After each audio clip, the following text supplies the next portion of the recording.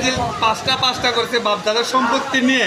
আমরা এতটুকু চাই না, আমরা 2022 সালে যে একটা কাপ নিয়েছি, একটা কাপ নেই আমরা গর্ববোধ করি। আমরা ওইটার দিকটিতেই আমরা আজকে যে শোডাউন, আপনারা কালকে দেখেছেন যে ব্রাজিল কীভাবে 20-30টা গাড়ি নিয়ে শোডাউন করেছে।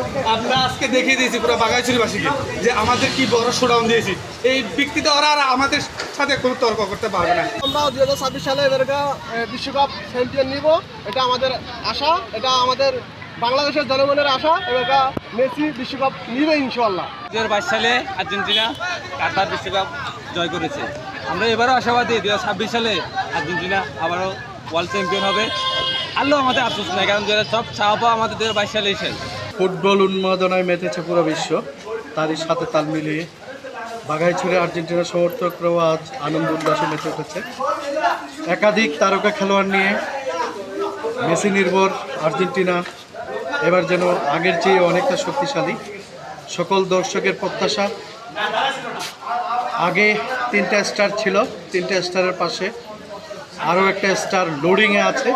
সবার প্রত্যাশা পূরণের, আকাঙ্ক্ষা পূরণের এই আর্জেন্টিনা টিমকে অভিনন্দন, শুভেচ্ছা। সকল খেলা আমরা উপভোগ করব স্বাচ্ছন্দ্যে এবং মেসি বাহিনীর জয় হোক সর্বোপরি, সেই প্রত্যাশাই করছি আমরা। নগদ নিয়ে এলো হার না মানা হার অফার। সর্বনিম্ন 10,000 টাকা রেমিটেন্স নগদে পাঠালে থাকছে স্বর্ণের হার জেতার সুযোগ।